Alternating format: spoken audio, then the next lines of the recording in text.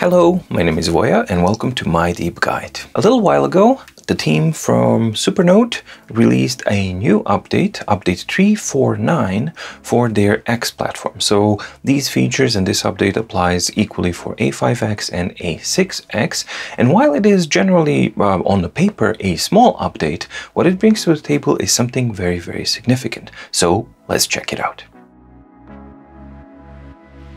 Alright, so here is the good old Supernote A5X, and it's gotten not a big update, but a very meaningful and an important update for the platform, because 1 out of 3 things that have been added or improved is the fact that it now has post-processing anti-aliasing on the handwriting that you do, which means that the previous problem that it actually had, which was pixelization and not really the great exported results, those things should now be crispy clean and lovely. So let's first that out. The first thing we're going to check out is the anti-aliasing.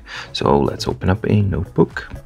In order to enable the post-processing or the anti-aliased lines, you need to first enable it, and you enable it by going to settings and then display input, and then you have preferred settings, and then in the preferred settings by default after the update handwriting anti-aliasing will be off, then you turn it to on, and that's it.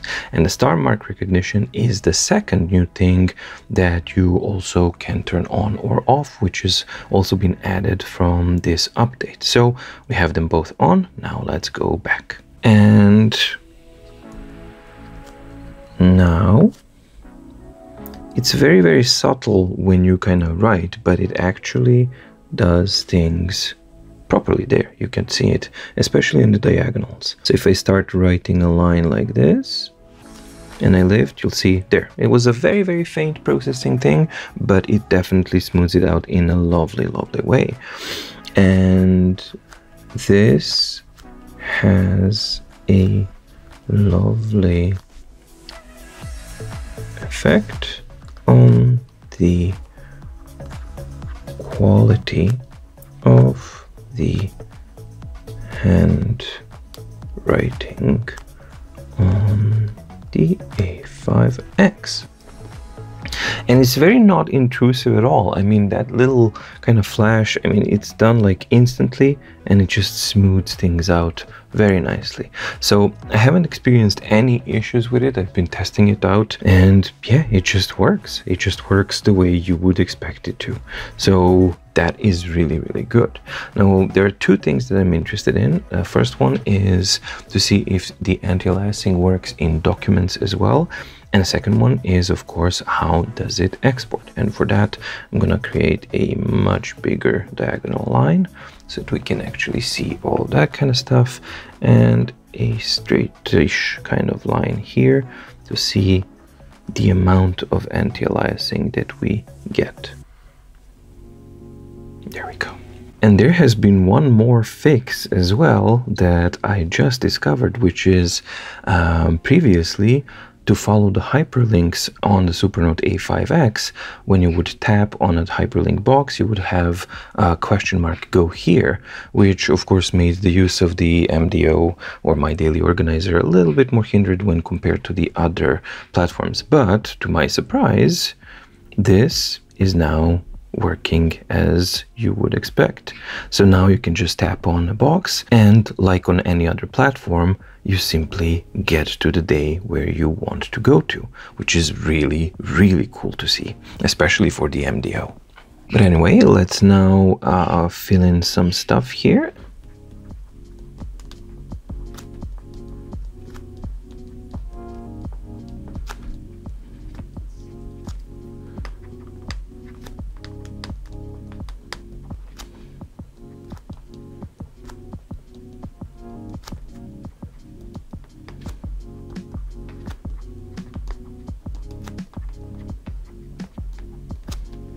I'm not sure that there is post-processing involved on the documents at all, because let me just zoom in. As you can see, when I finish a line, there's no smoothing it out. I mean, it looks good as it did before, but yeah, there is definitely no post-processing involved, and you can see that very, very clearly.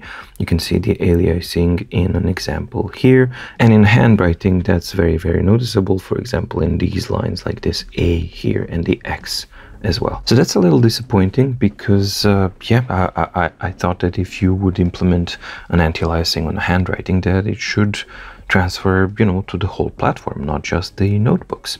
But that's what we have. And now when you're exporting the notebook, you can actually choose how to export, as original or as a vector in a PDF. So that should mean that we have non-rasterized vector data. So let's confirm that. And just for completeness sake, I am going to export both of these as PNGs as well.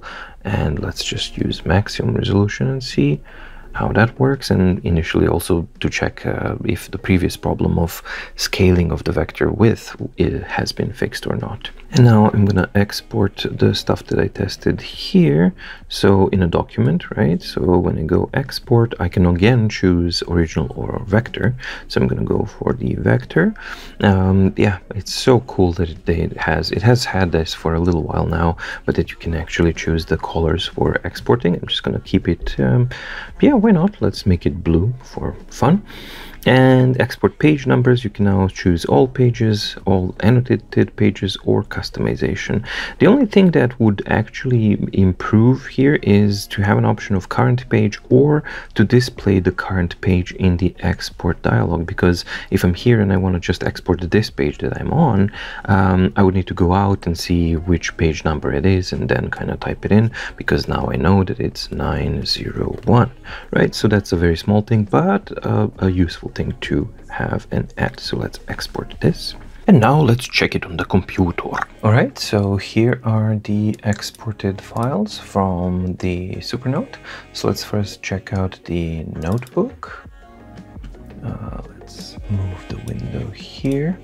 And yes, finally, as you can see, the conversion is absolutely crisp, gorgeous, and very, very nice looking. So finally we have Supernote with crispy, smooth lines. That has been a long awaited thing, and it was well worth the wait because it really, really looks pretty, and it manages to handle the messiness at which I was actually writing really rather well. So this is the PDF exporting on the Supernote A5X as a vector, so that it actually exports in a very cool way.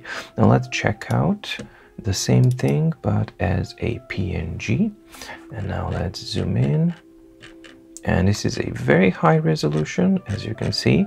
And two things that I think are important is that previously when they first introduced the ability to export as vectors and scaled up PNG images, we had the bug that the strokes didn't actually scale correctly with the scaling of the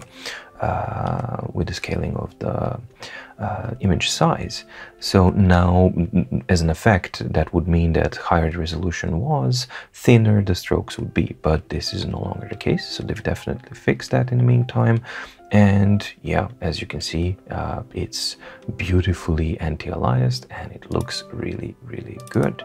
Same thing on the second page. Yep, we can just zoom in and you can see that there is not a trace of aliasing here, which is really, really cool. And finally, let's test out the export of the document. And here is the exporting of the document. And while you do not have the option to change the to enable anti-aliasing when writing on a document, which is, I think, a bit of an oversight, we do have the option of exporting as the vectors from a document. So in this case, on my daily guide, I have exported a couple of images here, or a couple of notes here, the star and everything else. It's exporting okay, but yeah, to be honest, it's not, I think it has an issue with the thickness. A little bit of fine-tuning, it definitely works, but some more fine-tuning would be a good thing to just make sure that you get what you see is what you get, basically what you see on the image of the screen. Once it's exported, it should match as closely as possible. Right now, it's close, but a little bit thicker and not as clean as you would have it on a device. Right now, the second thing that has been added to the Supernote platform is the recognition of the star symbol. So let's try and write a star. Yep. So now I'm in a PDF and it recognizes the star, and we should be able to find or search by stars in bookmarks, annotations. Okay, display only stars. So when you go to annotations, you can actually just filter and display pages where you have, or starred pages, so to speak. So that is definitely something that works.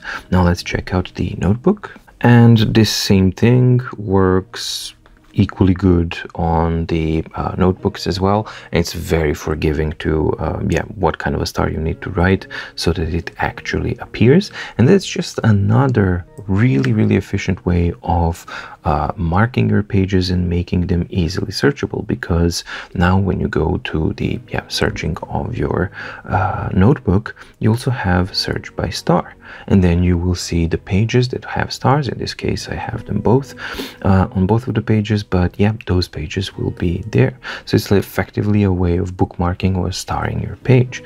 So now the whole notebook experience has evolved quite significantly on the Supernote A5X from the initial launch, because now it by far, I think it has the most sophisticated and long-term efficient functionality. The only thing it's missing is the overall full document and full page handwriting to text conversion.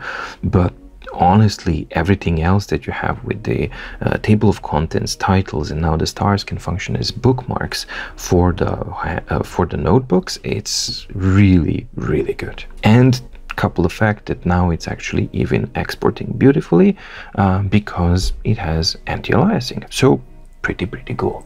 And the final thing that has been improved in this update is the pin code speed.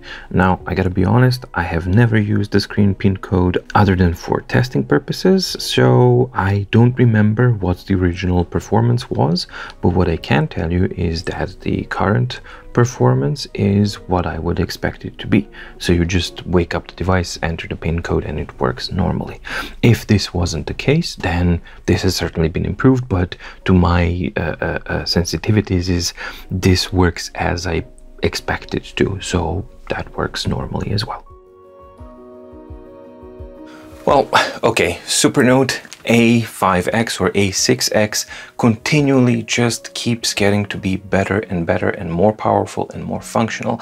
But what I'm particularly impressed by is, as usual, their response time and the customer care. Of course, you know, it's like right now we're used to that. But not only that, it's the focus that they bring to their product, because they keep kind of zeroing in and focusing on the details to make the Supernote live up to its name, so that it's truly a super note-taking device. And when it came out, yeah, over half a year ago now, it had rough edges and things that had to be kind of ironed out, but they most definitely are, and the association with rough edges couldn't be more better than with the update 349, because usually that was one of the problems with the Supernote. As soon as you would export, you would get aliased results and it wasn't looking pretty, which, you know, a note-taking device, it has to look pretty. What you write has to export and transfer to other platforms in a nice way so that it's usable, and now it most definitely is. Yeah, it has a little bit more kind of tweaking and fine-tuning to go to get that thickness of the vectors just right on the when you're exporting from the documents and all that kind of stuff, but It's all very usable, it's all super functional, and yeah, I really, really love the Supernote A5X as a note-taking platform and as a very capable reader, but primarily as a note-taking platform, it's absolutely fantastic. Now, the only thing that it's actually missing from pretty much being a complete no-brainer when thinking about buying a note-taking device, the only thing that it's missing is the handwriting to text recognition on a full document scale, so that you can actually do that in a very robust and a functional way. I don't know if they are working on that, but if they do get that right, I think that the Supernote A5X is going to become pretty much a complete no-brainer and should be considered a standard for digital note-taking devices, because the capabilities that it has are really, really amazing.